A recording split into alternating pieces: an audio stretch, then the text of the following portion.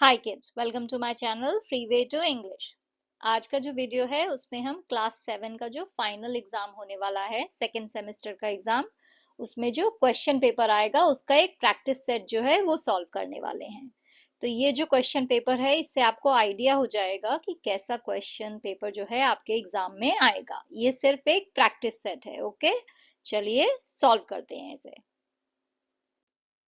और जो हमारा पहला क्वेश्चन है उसमें आपको ये पैसेज दिया हुआ है जो कि रेड हेडेड लीक जो चैप्टर है उससे है।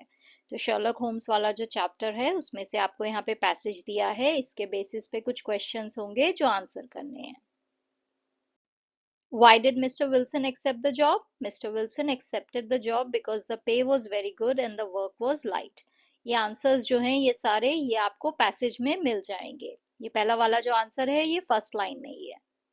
When did Mr. Wilson begin with the job? Mr. Wilson began the job the very next day after accepting it. On Saturday I got my salary. Separate the subject and predicate.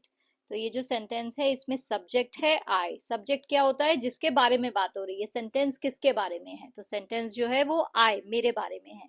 तो आई जो है subject है। Predicate क्या होता है? Predicate sentence का वो part है जिसमें आपको बताया जा रहा है कि सब्जेक्ट के बारे में क्या है, सब्जेक्ट के बारे में क्या बताया जा रहा है, वो प्रेडिकेट है। तो यहाँ पे सब्जेक्ट के बारे में मुझे ये बताया जा रहा है कि उसे सैलरी मिली सैटरडे को। तो got my salary on Saturday ये प्रेडिकेट है। सब्जेक्ट है आई क्योंकि सेंटेंस है आई के बारे में, और आई के बारे में आपको क्या इंफॉर्मेशन दी है वो होगा प्रेडिकेट। तो वो है got my salary on Saturday. He did not come at all, इसमें क्वेश्चन टैग लगाना है। तो कैसे होगा? He did not come at all comma did he question mark. याद रखना है क्वेश्चन टैग वाले सेंटेंसेस में ये क्वेश्चन मार्क और ये कॉमा बहुत ही इंपॉर्टेंट है, वरना मार्क्स कट जाएंगे। Mister Wilson road diligently for 4 hours. यहाँ पे ये जो अंडरलाइंड वर्ड है डिलीजेंटली, इसका जो है आपको बताना है कौन सा पार्ट ऑफ स्पीच है। ये वर्ड में जो है कौन सा पार्ट ऑफ स्पीच है। तो डिलीजेंटली का मतलब होता है लगन से। तो मिस्टर विल्सन जो है उन्होंने बहुत लगन से लिखा 4 घंटों के लिए। तो यहाँ पे जो है रोड क्या है? वो वर्ब है, राइट? कि उन्होंने लिखा, तो लिखना जो एक्शन हो रहा है वो हुआ वर्ब। बट ये जो लिखने का एक्शन है ये इन्होंने कैसे किया? डिलीजेंटली किया, लगन से किया, लगन से लिखा उन्होंने बिल्कुल। तो डिलीजेंटली हुआ एडवर्ब, क्योंकि ये हमें वर्ब के बारे में बता रहा है, राइट? एडवर्ब होता है जो वर्ब के बारे में और इन्फॉर्मेशन दे। तो यहाँ पे जो वर्ब है, जो एक्शन है, वो कैसे हुआ? डिलीजेंटली हुआ। तो इसलिए एडवर्ब जो है diligently is adverb. Frame a sentence of your own with diligently, इससे आपको अपना सेंटेंस बनाना है। Shri She prepared for her exams diligently and scored excellent marks. Next question में जो है आपको आपकी पोएम जो है उसका स्टैंजा दिया है, उसके बेसिस पे आपको क्वेश्चंस के आंसर देने हैं। तो पहला क्वेश्चन है pick out the rhyming words. तो यहाँ पे राइमिंग वर्ड्स कौन से हैं? Tree, me, note, throat, hither, weather, ये जो है राइमिंग वर्ड्स हैं। राइट ट्रू और फॉल्स। तो पहला है हमारा the only enemy in the forest would be the winter and rough weather. ये ट्रू है क्योंकि जो पोएम है उसमें कवि ने यही कहा है कि जो जंगल है उसमें हमारा इकलौता जो दुश्मन होगा वो होगी सर्दी और खराब वेदर, खराब मौसम। People who do not pursue their ambition would be happy to live in nature. तो ये भी ट्रू है क्योंकि कवि यही बात कह रहे हैं, वो लोग जो ज्यादा एम्बिशियस नहीं है, जिन्हें लाइफ में कुछ और नहीं करना है, उन्हें बस जो है आराम से जीना है, वो नेचर में बहुत खुश रहेंगे। क्योंकि नेचर में जो है सब कुछ उन्हें नेचुरल मिल रहा है, कुछ भी जो है ज्यादा नहीं करना है। ऐसा नहीं है कि मेरा एम्बिशन है, राइट? अगर आपका एम्बिशन है, आपको बहुत बड़ा बैंकर बनना है, बहुत बड़ा आपको आईटी में जाना है, एक्टर बनना है, तो ये सब नेचर में रह के नहीं हो सकता है, राइट? ये सारी फील्ड्स जो है नेचर में नहीं हो सकती हैं। बट अगर आपका कोई एम्बिशन नहीं है इस टाइप का तो आप नेचर में बहुत खुश रहोगे। विच season is mentioned in the poem? ये जो पोएम है इसमें विंटर सीजन जो है वो मेंशन हुआ है। Right one example of alliteration from the given stanza. तो वो है कम हिदर, कम हिदर, कम हिदर। यहाँ पे ये जो सी का साउंड है वो रिपीट हुआ है, इसलिए यहाँ पे एलिट्रेशन है। नेक्स्ट क्वेश्चन में जो है अगेन आपको जो है आपका जो चैप्टर है क्रो इन द हाउस, उसमें से जो है एक पैसेज दिया है और उसके बेसिस पे आपको क्वेश्चंस के आंसर देने हैं। तो यहाँ पे ये जो पहला क्वेश्चन है उसमें complete the following. The young crow had fallen from its nest. यहाँ पे देखिए लिखा हुआ है its nest. Grandmother made homemade plum wine, यहाँ पे लिखा हुआ है grandmother's homemade plum wine. What dangers were likely to befall the young crow? The young crow was in danger of being crushed by a cart or a tonga or seized by a cat. ये भी answer जो है यहाँ पे है. Next जो है आपको इन वर्ड्स के मीनिंग लिखने हैं. गेपिंग का मतलब होता है वाइड ओपन, कोई चीज जो है पूरी तरह से खुली हुई हो. फ्लटरिंग का मतलब होता है पंख के जो फड़फड़ाने का एक्शन होता है. नेक्स्ट क्वेश्चन है, imagine you find a wounded crow on road, how will you save the life of that crow? If I find a wounded crow on the road, I will carefully pick it up and take it to a safe place. I will provide it with water and soft food like soaked bread or grains. If the injury is serious, I will take it to a veterinarian or an animal rescue center for proper treatment. Next है frame sentences using following phrase. To bring it round. To bring it round का मतलब होता है किसी चीज को होश में लाना. कोई बेहोश हो जाए उसे वापस होश में लाना. The doctor tried his best to bring the patient round after he fainted. To get rid of का मतलब होता है किसी चीज से छुटकारा पाना. I cleaned my room thoroughly to get rid of all the clutter. Next जो है आपको यहाँ पे पोएम दी गई है. होम स्वीट होम जो पोएम है उसका स्टैंजा दिया है और आपको जो है उसके बेसिस पे क्वेश्चंस आंसर करने हैं. तो पहला है pick out the rhyming word from the poem. तो इस पोएम में जो राइमिंग वर्ड्स हैं वो है smile, beguile and roam, home.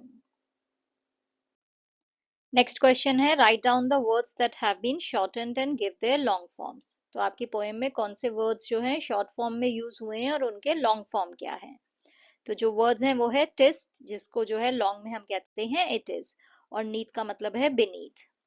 Next है राइट सिनोनिम्स. तो बिगाइल का सिनोनिम होगा चार्म या डिलाइट. बिगाइल का मतलब होता है कोई ऐसी चीज जो बिल्कुल आपको मोहित कर दे, देख के जो है आप बिल्कुल उसमें जो है आप उसे देख के जो है बिल्कुल ठगे से रह जाओ, बिल्कुल मंत्रमुग्ध हो जाओ, ऐसा कुछ. What makes the poet remember his mother? The poet spends long periods of time away from home, and while gazing at the moon in a faraway place, he remembers his mother, who must be looking at the moon from their home and remembering her child. Next है do as directed. It's Christmas Day. Add a question tag. तो question tag add करेंगे तो कैसे होगा? It's Christmas Day, comma, isn't it? Question mark. Next है right homophones of following. तो यहाँ पे हमें होमोफोन्स लिखने हैं. होमोफोन्स क्या है? ऐसे वर्ड जो साउंड सेम करते हैं, प्रोनाउंसिएशन सेम है बट उनके मीनिंग्स अलग हैं. तो सी का क्या होगा? SEAC. SEEC का मतलब होता है देखना और SEAC का मतलब है समुद्र. वुड का मतलब हुआ कोई चीज जो है फ्यूचर में आप करने वाले हो तो वुड का यूज करते हो, और WOOD वुड का मतलब होता है लकड़ी. तो ये जो वर्ड्स हैं ये होमोफोन्स हैं. नेक्स्ट जो है हमें एंटोनिम्स लिखने हैं. एंटोनिम्स का मतलब क्या होता है? ऑपोजिट मीनिंग वाले वर्ड. तो बाय का ऑपोजिट क्या होगा? सेल, राइट, खरीदना, बेचना. सर्वेंट का हुआ मास्टर, नौकर का मालिक. I remove the string impatiently. Pick out the adverb form in the given sentence. तो ये जो सेंटेंस है इसमें हमें एडवर्ब ढूंढ के लिखना है. तो सेंटेंस है हमारा मैंने स्ट्रिंग जो है उसे वहां से निकाला बिल्कुल बेसब्री से. तो यहाँ पे जो रिमूव है वो तो हमारा वर्ब हुआ, राइट. जो मैंने निकाला स्ट्रिंग को वो तो मेरा एक्शन वर्ड हुआ, निकालना. तो ये है मेरा वर्ब. नाउ कैसे निकाला मैंने, एक्शन कैसे किया? इम्पेशेंटली, बेसब्री से किया. तो जो इम्पेशेंटली है वो है एडवर्ब, क्योंकि एडवर्ब जो है वो वर्ब के बारे में हमें और इंफॉर्मेशन देता है, राइट. तो यहाँ पे वर्ब है रिमूव्ड और एडवर्ब है impatiently. You can not change them और कंट्रोल देम. इसे हमें जो है एफर्मेटिव सेंटेंस बनाना है, यानी पॉजिटिव सेंटेंस बनाना है. तो कैसे बनाएंगे? You can hardly change them और control them. I can't afford the shoes. इसे हमें पॉजिटिव या एफर्मेटिव बनाना है तो कैसे करेंगे? I am unable to afford the shoes. Can't की जगह अनेबल कर देंगे. एक्सपेक्टिंग समवन, ये किस टाइप का सेंटेंस है? ये जो है ये एक फ्रेज है, क्योंकि ये एक इनकम्प्लीट सेंटेंस है, ये कंप्लीट सेंटेंस नहीं है. तो ये खाली एक फ्रेज है. It's not a complete sentence because it lacks a subject and a main verb. इसमें ना तो कोई सब्जेक्ट है ना ही कोई मेन वर्ब है इस सेंटेंस में, राइट. एक्सपेक्टिंग समवन, किसी को एक्सपेक्ट कर रहे हैं, कौन कर रहा है, किसे कर रहा है, ये सब कुछ नहीं बताया है. तो यहाँ पे कोई सब्जेक्ट नहीं है, कोई वर्ब नहीं है, इसलिए ये जो है ये एक फ्रेज है. नेक्स्ट हमें सफिक्स ऐड करने हैं। सफिक्स क्या होते हैं? किसी वर्ड के एंड में जो है अगर आप कुछ ऐड करके नया वर्ड बनाओ, तो चाइल्ड के आगे हुड कर दिया तो चाइल्डहुड, हैंड के आगे फुल किया तो हैंडफुल। हर रिवर्स सिल्वर पेल, इसमें जो है फिगर ऑफ स्पीच क्या है? इसमें जो है मेटाफर है, क्योंकि इसमें जो रिवर है उसका कंपैरिजन चांदी से हुआ है, बट ये इनडायरेक्ट कंपैरिजन है, इसमें लाइक या एज जैसे कोई वर्ड्स का यूज नहीं हुआ है। The girl walked slowly and quietly, इसमें टेंस क्या है सेंटेंस में? ये जो सेंटेंस है ये सिंपल पास्ट टेंस में है। The girl walked slowly and quietly. Next question है हमारा, prepare a news report in brief on this art festival bye Balanand विद्यालय। तो जो आर्ट फेस्टिवल हुआ था बालानंद न्यूज विद्यालय में, उसके बारे में जो है आपको एक न्यूज रिपोर्ट लिखनी है। तो यहाँ पे जो है मैंने न्यूज रिपोर्ट लिखी है, इसे जो है आप याद कर सकते हो। नेक्स्ट क्वेश्चन में जो है आपको एक इनफॉर्मल लेटर लिखना है अपने फ्रेंड को, जो कि किसी दूसरे शहर में गया हुआ है 1 महीने के लिए। तो यहाँ पे जो है मैंने लेटर का फॉर्मेट लिखा है, इसमें आप जो है अपने फ्रेंड का नाम यहाँ पे लिखोगे, डियर फ्रेंड। यहाँ पे जो है आपका एड्रेस आएगा और डेट आ जाएगी, फिर डियर फ्रेंड जो भी फ्रेंड का नाम है। I hope you are doing well and enjoying your time in, जिस भी शहर में आपका दोस्त गया है। It has only been a few days since you left, but I already miss you. Things here are the same, but it feels different without you around. How's life in? जहाँ भी वो जिस शहर में गया है उसका नाम। Have you made any new friends? I would love to hear about your experiences, the places you have visited, and the new things you are learning. School feels a bit boring without our usual fun and group studies. Do write back soon and let me know how you are doing. Looking forward to seeing you after a month. Take care and enjoy your time. Your friend, यहाँ पे आपका नाम आ जाएगा। Next question में आपको बोला गया है ऐसे लिखने को दो टॉपिक्स में से किसी एक पे। तो यहाँ पे दो टॉपिक्स हैं, autobiography of a newspaper and good manners. इन दोनों में से किसी भी एक पे ही खाली आपको ऐसे लिखना होगा एग्जाम में। तो जो भी दो टॉपिक्स आएंगे उसमें से एक आपको चूज करना होगा। तो यहाँ पे जो है मैंने दोनों ही टॉपिक्स पे जो है एक ऐसे लिख के दिया है, आप दोनों रीड करो और उसे जो है समझो कि अगर ये टॉपिक आया तो उसमें आप क्या क्या लिख सकते हो। इसे आप रीड करोगे तो इससे जो है आपको आइडिया मिलेगा कि कैसे जो है आप टॉपिक को जो है डिस्क्राइब कर सकते हो, उसके बारे में क्या क्या लिख सकते हो। ये है हमारा गुड मैनर्स का टॉपिक, इसे भी आप जो है अच्छे से रीड करना। Thank you for watching. If you liked the video, please like, share and subscribe the channel. Thank you.